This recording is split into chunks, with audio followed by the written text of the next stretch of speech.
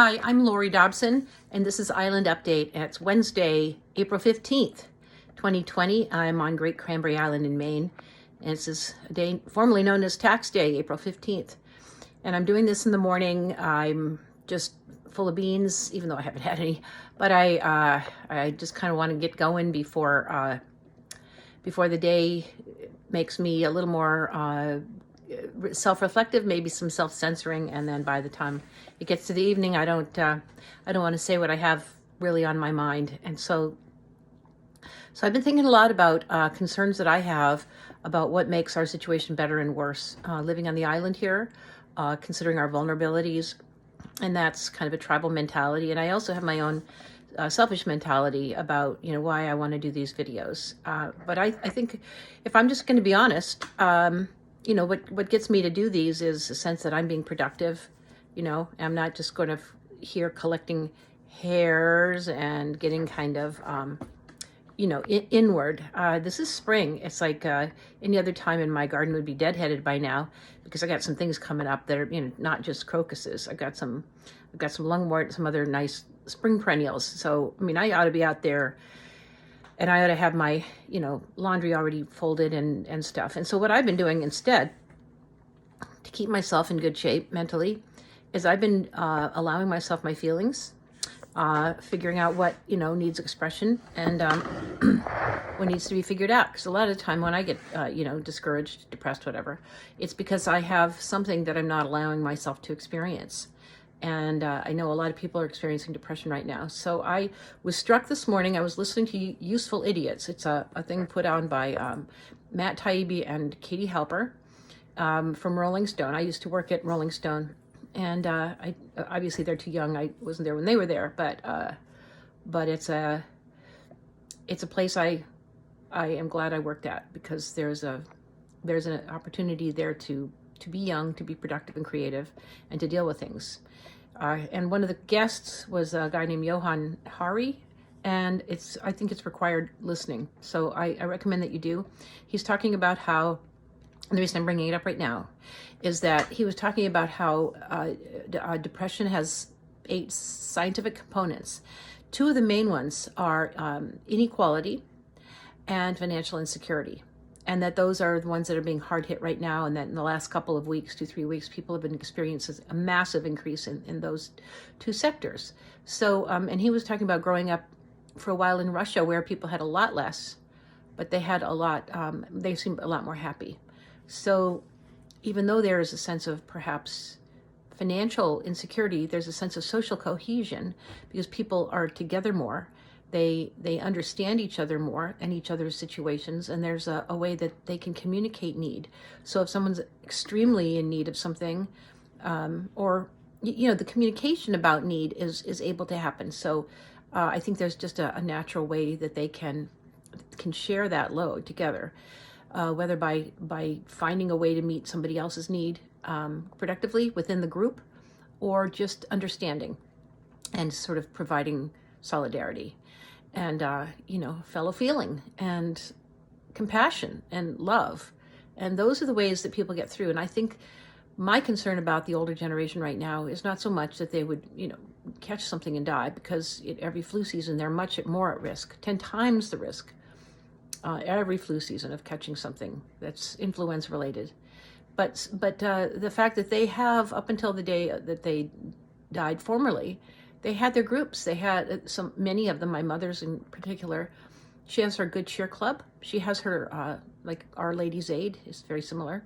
But they're determined to help each other and do something that, that sort of encourages action, charity work, etc. Thinking of other people, taking care of themselves, getting together, having a little lunch. Just a real wonderful monthly thing. I'm a member from away.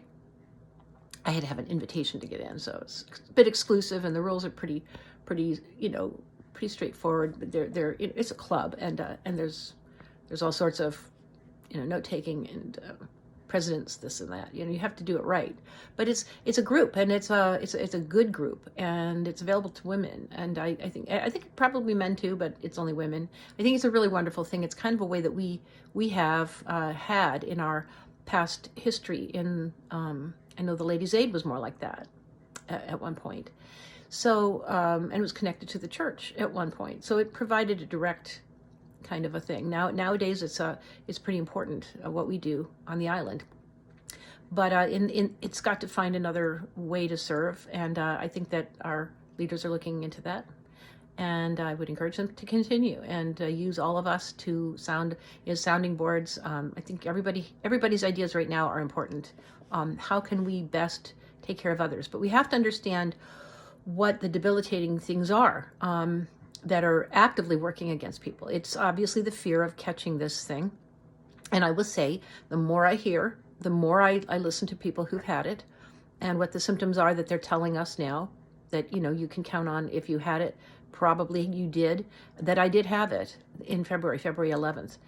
They're saying a lot of people were asymptomatic or had minor symptoms. And I wouldn't call mine minor because it was the worst flu I would have ever had experienced, but they did rule out flu. And it was a dry cough, and they checked, I didn't have pneumonia, but I did have a fever, low grade, and I felt disoriented, I dizzy. I did feel like my mind was a bit unhinged, and I'm not even so sure I got my mind that back again. That'll be up to others to decide. But I'm convinced, and when I hear Chris Cuomo, that anchor, Governor Cuomo's brother, talking about it, there's a lot of things that he's, trying to express that I understand behind his expressions and attempts to communicate, that there's a real disorientation in trying to figure out, wow, I had something so severe that it's shaken me and I don't know how to handle it and don't have the means to physically manage to think it through. And I would just say to those people, if you guys think you've had it or you're going through it, you'll get back. I mean, that was February 11th, and every now and then I have a cough, a little bit of a cough, but I have a sense that my mind's back, and maybe that's still part of the hallucination that lingers. Anyway, it got me into doing these videos because I felt that I really needed to find a way to reconnect with people. So that's a good thing. I mean, that's a good outcome.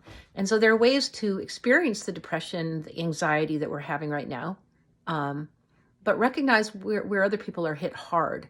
And if you're going to be of service, there are things you can do. And I'll just say right out, I think anything that anybody wants to do to tell the town how they think they can take better care of their people, it's really important not to send people hate mail because they're trying to do that. Okay? So my hate mail, I appreciate you guys being worried and stuff, but you're not going to get there by just bucking up and pretending everything's fine and just following your leaders, because they don't have a clue how to really deal with the underlying issue that we're all dealing with, or there wouldn't be such a sense of foreboding here in our islands. We would be working together more actively. We would have social networking like crazy. They wouldn't be cutting off their meetings. They were going to do 2 a week, and they've stopped doing that. So I'm gonna keep at it, and I have to admit I have a little bit of anxiety about being so outspoken about the town, but I do think that there are some things we cannot just address simply on the individual level, like just do your own individual, social distancing is important, and it's fundamental. Okay, I'm not saying against it, but it's by itself, it's not enough to just isolate into our own social practices. We have to find ways, environmental ways to hold us together. Social cohesion, has to really be a real thing people have to know and be able to talk about, that's their thing. They're united. They're buying into that plan. So ideas, I think we need some real public outreach right now. And one of the things is, I did the church, I worked on, with the church, I worked on the poll that they took from the people, got a lot of feedback on the poll they did a few years back about what we can do to make our island better. And a lot of the responses were active public social outreach to people in need, but to all people. And so I hope that this can be a way people can understand that I'm doing that, and I will take this role responsibly. I do, and I hope that if ideas can come back to me, I'll take them and try to communicate back. So it's a give and take. It's not just me using this as my own platform. It's how can we be better? How can we find ways to address our financial insecurity, our inequality issues, on all the things that are around that? Be more sensitive to each other. I will say, it was great that there was a Zoom Easter meeting that people from away had communicated and organized it, but it didn't include Islanders, except that we were on the mailing list. I wasn't referred to as a musician, although I've been, basically the church pianist for since I got here, 3 years. But I wasn't mentioned, wasn't included. I'm an Islander. Maybe people are pissed at me because I've said, stay away, but come on, stay away so you can have an island that's alive when you get back here, so you can understand the long-term positive of that. And I think the message got across by other means as well, the governor saying it. So it wasn't just me saying it right off the bat.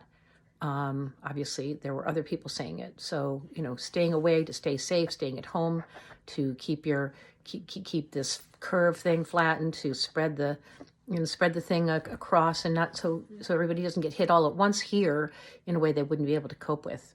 I think that's just a health need that's clear on these islands, and as well as everywhere. And it's got to be horrific to try to think about managing things from an apartment or from a place where you can't get outside and can't get on the ground. I think people have to get on the ground some way or another. But you don't have to come to an island to do that.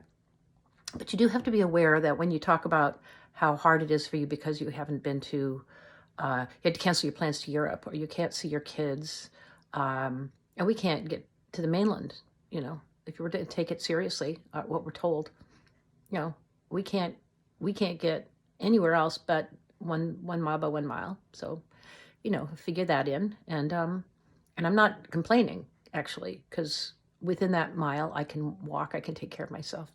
So there are things I can do. There are things everybody can do to manage this thing. But I think allowing for the fact that everybody has sensitivities. And one of the big ones is financial and insecurity, income, and inequality issues. So it's just not going to be the same kind of a game when you get back here. And by that, I mean, people have to, not just me, but people have to be more upfront about what it's going to take to work together better.